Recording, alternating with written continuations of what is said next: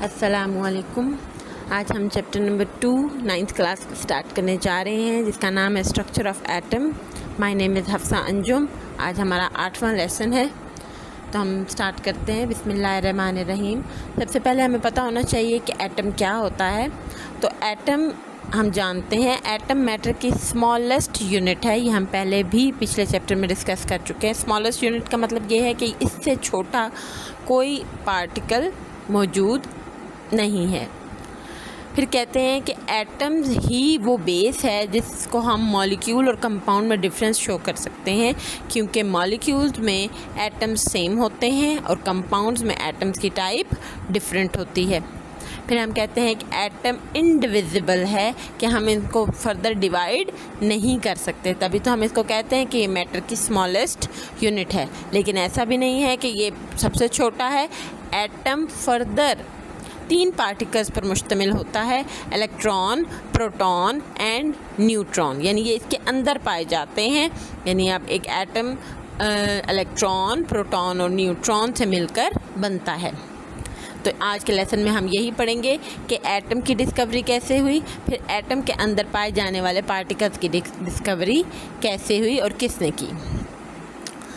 तो सबसे पहले एटम की डिस्कवरी के बारे में जो हिस्ट्री हमें बताती है, हम वो पढ़ लेते हैं कि सबसे पहले जिसने एटम का तस्वुर पेश किया था वो था एक ग्रीक फ़िलासफ़र डेमोक्रिटस। उसका नाम इसलिए बहुत मशहूर है क्योंकि उसने ही एटम नाम तजवीज़ किया था। उसने कहा था मैटर जो है वो इनडिविजिबल पार्टिकल, यानी मज़ीद ना डिवाइड होने वाले पार्टिकल्स पर मुश्तमिल होता है, जिनको हम एटम कहते हैं। एटम बेसिकली लैटिन वर्ड एटॉमस से निकला है। ये एटॉमस का मतलब होता है इनडिविजिबल, यानी मज़ीद तकसीम नहीं हो सकता। 19वीं सेंचुरी जो के शुरू में जॉन डाल्टन ने अपनी पहली एटॉमिक थ्योरी पेश की थी, जिसमें उसने कहा था कि तमाम मैटर छोटे छोटे ना तकसीम होने वाले पार्टिकल्स पर मुश्तमिल होते हैं, जिनको हम एटम्स कहते हैं।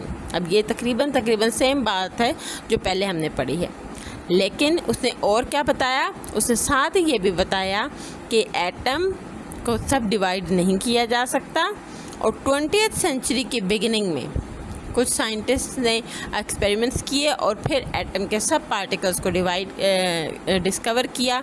आज के लेसन में सबसे पहले हम वही पढ़ेंगे, लेकिन उससे पहले जॉन डाल्टन के बारे में थोड़ा सा डिस्कस कर लेते हैं। जॉन डाल्टन, जैसे कि मैं पहले बता चुकी हूँ कि इसने एक एटॉमिक थ्योरी पेश की थी, आपके सामने उसकी तस्वीर मौजूद है।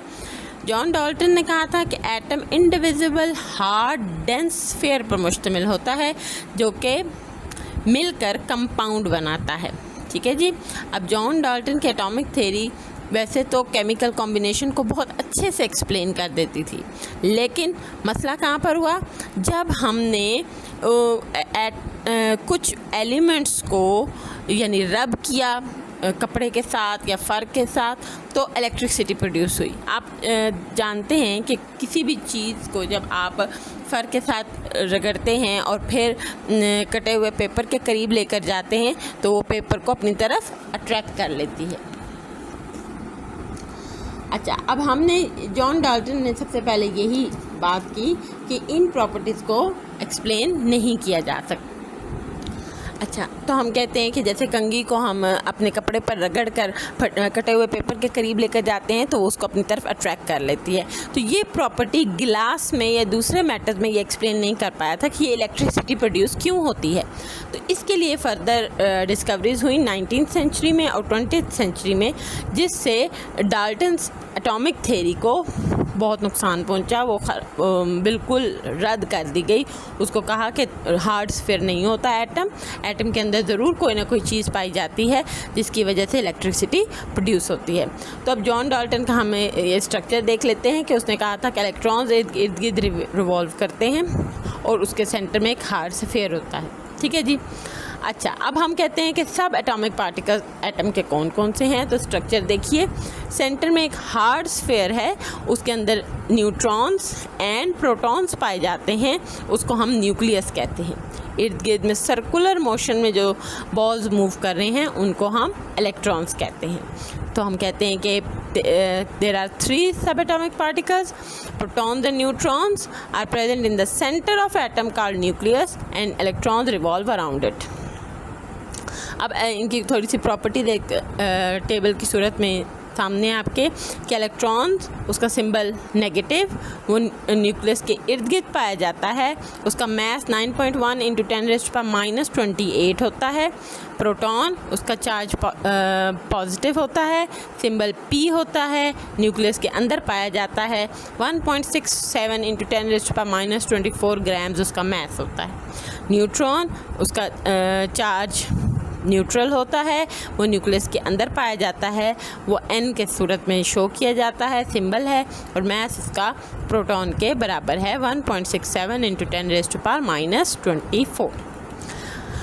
प्लम पुडिंग थ्योरी, ये एक और थ्योरी है, जैसे पहले हमने डाल्टन थ्योरी पढ़ी, इसी तरह एटम को मज़ीद एक्सप्लेन करने के लिए plum pudding theory I.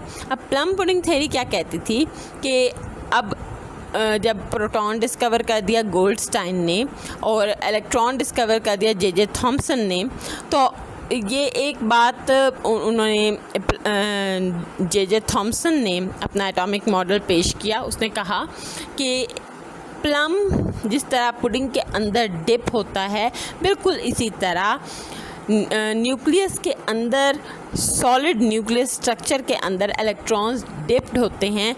Atoms are solid structures of positively charge with tiny negative particles stuck inside, it is like plum in the pudding. अब इसीलिए इसको क्या कहते हैं, प्लम पुडिंग थ्योरी, कि जे थॉमसन ने पेश की थी।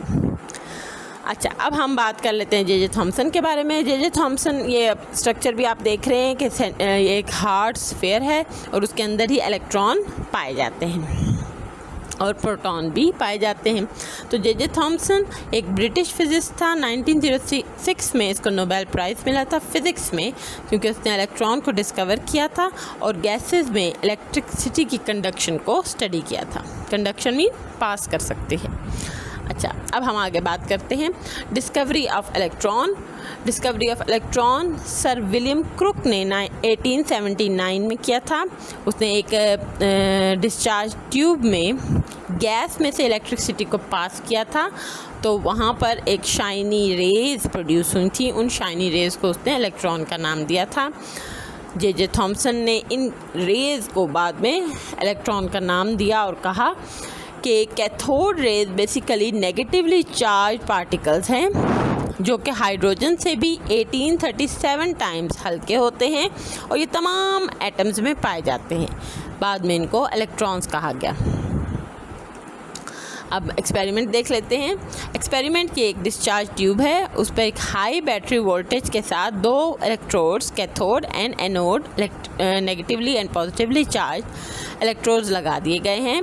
अब जब बैटरी ऑन होगी तो जो डिस्चार्ज ट्यूब के अंदर गैस है, जो कि बहुत ही लो प्रेशर पे रखा गया है, वो उसमें से इलेक्ट्रिसिटी पास करेगी। वैक्यूम भी हमने इसमें मेंटेन करना है। तो एक शाइनी रेज़ कैथोड से प्रोड्यूस होंगी और एनोड की तरफ जाएंगी और वहाँ पर एक ग्रीन ग्लो यानी एक शाइन, एक स्पार्क प्रोड्यूस करेंगी। तो हमारे पास एक्सपेरिमेंट क्या हुआ कि हमारे पास एक डिस्चार्ज ट्यूब है, उसके अंदर लो प्रेशर पर गैस है और 2 इलेक्ट्रोड्स हैं, एनोड एंड कैथोड, वो बैटरी के साथ कनेक्टेड हैं। हाई वोल्टेज बैटरी है और कैथोड पर रेज़ प्रोड्यूस होंगी, एनोड पर ग्रीन ग्लो प्रोड्यूस करेंगी। अब इन रेज़ की प्रॉपर्टीज़ क्या हैं? ये रेज़ कैथोड के परपेंडिकुलर स्ट्रेट लाइन में मूव करती हैं, यानी कैथोड से प्रोड्यूस होंगी और एनोड की तरफ जाएंगी। ये अगर किसी चीज़ से टकराएंगी तो उसका शार्प शेडो प्रोड्यूस करेंगी, यानी उसमें से पास नहीं कर सकती। ये नेगेटिवली चार्ज होती हैं और ये पॉजिटिव प्लेट की तरफ ट्रैवल करती हैं।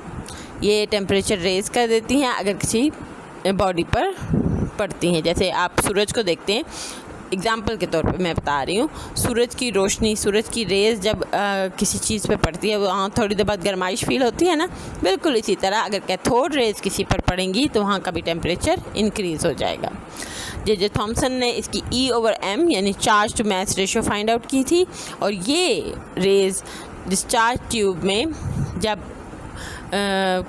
एनोड पर पड़ती हैं तो वहाँ पर लाइट प्रोड्यूस करती हैं। और इन रेज़ का चाहे जो मर्ज़ी गैस आप ले लें, इनकी नेचर में चेंज नहीं आएगा। अब हम प्रोटॉन्स को डिस्कस करते हैं कि प्रोटॉन की डिस्कवरी कैसे हुई थी। प्रोटॉन को गोल्डस्टाइन ने 1886 में डिस्कवर किया था। कैसे? उसने भी सेम डिस्चार्ज ट्यूब यूज़ की थी, लेकिन उसका जो कैथोड था वो परफोरेटेड था। परफोरेटेड मतलब सुराख थे उसमें, जैसे कि देखिए डायग्राम में आपको नज़र आ रहा है कि कैथोड जो है उसमें सुराख हैं और एनोड पर पॉजिटिवली चार्ज रेज कैथोड की तरफ जा रही हैं और उसमें से पास कर रही हैं। तो अब मेन एक्सपेरिमेंट वही पहले वाला ही है जो आपको पता है विलियम क्रुक ने किया था, सर विलियम क्रुक ने, लेकिन उसने सिर्फ एक चेंज किया कि एक कैथोड को परफोरेटेड लिया, जिसकी वजह से जो एनोड उसकी ऑपोजिट डायरेक्शन में प्रोड्यूस हुई कैथोड रेज के, उन्होंने उसको पास किया और एंड पर रेड ग्लो, उसका ग्रीन ग्लो था, इसका रेड ग्लो प्रोड्यूस किया। अब इनकी प्रॉपर्टीज़ क्या हैं? इनकी प्रॉपर्टीज़ ये हैं कि ये कैथोड रेज की अपोजिट डायरेक्शन में मूव करती हैं, ये पॉजिटिवली चार्ज होती हैं और इलेक्ट्रिक और मैग्नेटिक फील्ड को डिफ्लेक्ट करती हैं। इन रेज की नेचर गैस की नेचर पे डिपेंड करती है। क्यों? क्योंकि ये गैस के आयनाइजेशन से ही तो बनती हैं। आगे पढ़ते हैं। इन रेज का मैस इलेक्ट्रॉन यानी कैथोड रेज के मैस से हैवी होता है। ये 1840 टाइम्स उनसे हैवियर होती हैं। फिर हम कहते हैं कि कैनाल रेज बनती कैसे हैं, ये अलहदा क्वेश्चन भी आ सकता है शॉर्ट क्वेश्चंस में। तो canal rays are produced by the ionisation of gas which is present inside the discharge tube of course when cathode rays collide with gas molecules. तो M एक ऐसे ही इमेजिनरी गैस है, उस पर इलेक्ट्रॉन यानी cathode rays ने bombardment की है, तो M पॉजिटिव यानी उसने एक इलेक्ट्रॉन लूज़ कर दिया, अब 2 इलेक्ट्रॉन्स बन गए हैं। अब ये जो M पॉजिटिव है ये हमारे प्रोटॉन्स हैं, ये ऑपोजिट डायरेक्शन में मूव करेगी, ये हमारी कैनाल रेज हैं। क्या कहलाएंगी? Canal raise. वो क्या थी? Cathode rays. अच्छा, अब हम बात करते हैं न्यूट्रॉन की। न्यूट्रॉन रदरफोर्ड ने जब एक एटम का मैस किया, उसने कहा कि अगर हम तमाम इलेक्ट्रॉन्स के मैस को और तमाम प्रोटॉन्स के मैस को ऐड कर दें तब भी एटम का टोटल मैस नहीं बनता। तो उसने कहा कि एटम में एक तीसरा पार्टिकल भी पाया जाता है जिसमें 3 प्रॉपर्टी होंगी। उसने प्रिडिक्ट कर दी कि उनका मैस प्रोटॉन के मैस के बराबर होगा। सेकेंड, वो भी न्यूक्लियस के अंदर ही पाई जाएंगी, यानी वो पार्टिकल्स भी कहाँ पाए जाएंगे? न्यूक्लियस के अंदर। एंड थर्डली, उनके ऊपर कोई चार्ज नहीं होगा। तो उसने एक्सपेरिमेंट किया कि फिर एक बाद में एक साइंटिस्ट आए चैडविक, उन्होंने एक्सपेरिमेंट करके उसको नाम दिया न्यूट्रॉन का। वो एक्सपेरिमेंट क्या था? 1932 में चैडविक ने न्यूट्रॉन्स को डिस्कवर किया जब उसने एक बेरिलियम टारगेट पर अल्फ़ा पार्टिकल्स को बम्बार्ड कराया, और इन अल्फ़ा पार्टिकल्स की बम्बार्डमेंट की वजह से एक रिएक्शन हुआ जो कि नीचे दिया गया है कि बेरियम प्लस हीलियम। अब अल्फ़ा पार्टिकल्स को हम कैसे शो कर रहे हैं? हीलियम एटम के तौर पर शो कर रहे हैं। तो वो दोनों रिएक्ट करेंगे तो बेरियम में से एक न्यूट्रॉन निकल जाएगा और वो बन जाएगा कार्बन एटम। इस तरह से न्यूट्रॉन्स प्रोड्यूस हुए और चैडविक ने उनको डिस्कवर किया, और रदरफोर्ड ने पहले ही प्रिडिक्ट कर दिया था कि एक और पार्टिकल एटम के अंदर पाया जाता है जो कि न्यूट्रल होगा, मैस उसका प्रोटॉन के बराबर होगा और उसका नंबर जो होगा वो इलेक्ट्रॉन के नंबर, और उसका जो पाया जाता है वो न्यूक्लियस के अंदर पाया जाता है। अब हम क्योंकि जिक्र कर रहे हैं इलेक्ट्रॉन्स, प्रोटॉन्स और न्यूट्रॉन्स का, तो हम एटॉमिक नंबर और मास नंबर को ज़रा रिवाइज़ कर लेते हैं। हम पहले भी पढ़ चुके हैं कि नंबर ऑफ़ प्रोटॉन्स हमारे एटम की आइडेंटिटी के तौर पर यूज़ किया जाता है, यानी एक एटम में कितने नंबर ऑफ़ एटम्स हैं, इलेक्ट्रॉन्स हैं, प्रोटॉन्स हैं, उससे हम उसकी निशानदेही कर सकते हैं। यानी अगर हमें कोई बताएगा कि मेरे पास जो एटम है उसमें नंबर ऑफ़ प्रोटॉन्स की तादाद 6 है और वो न्यूट्रल है, तो हम कहेंगे ये कार्बन है। और अगर हम वो कहेगा कि 1 है और फिर भी वो न्यूट्रल है तो हम कहेंगे वो हाइड्रोजन है। तो हम उनमें डिफरेंस देख लेते हैं। ये एटॉमिक नंबर है।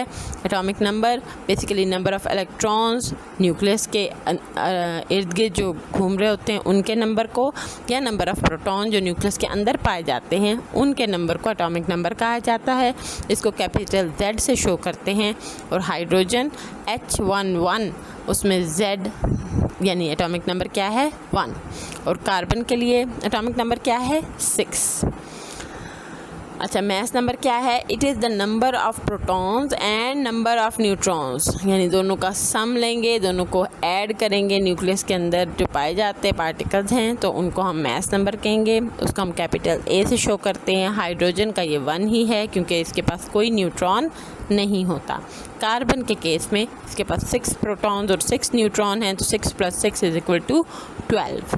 तो हमारे पास A क्या आ जाएगा 12। तो आज के लिए हम बस इतना सही। तो कल इंशाल्लाह हम आगे पढ़ेंगे और डिस्कस करेंगे कि हम फर्दर डिस्कवरी ऑफ